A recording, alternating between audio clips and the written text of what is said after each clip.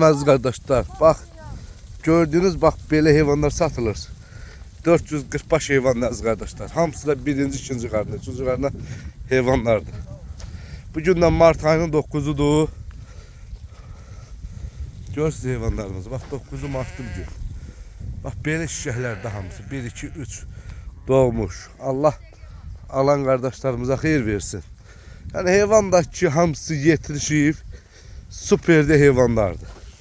Süperden de süperdi. Bak böyle hayvanlardı. Maşallah olsun. Görürsünüz hayvanları.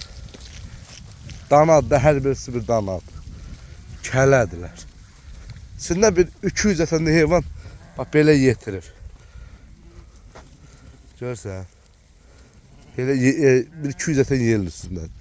Kimlər almaq istəsə zəng eləyib buyurub gəlib ala bilər. Allah alan kardeşlerimize xeyir versin.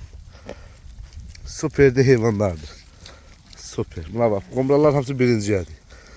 Boz kərələrin, qomraların hamısı birinci qarma. Görürsən.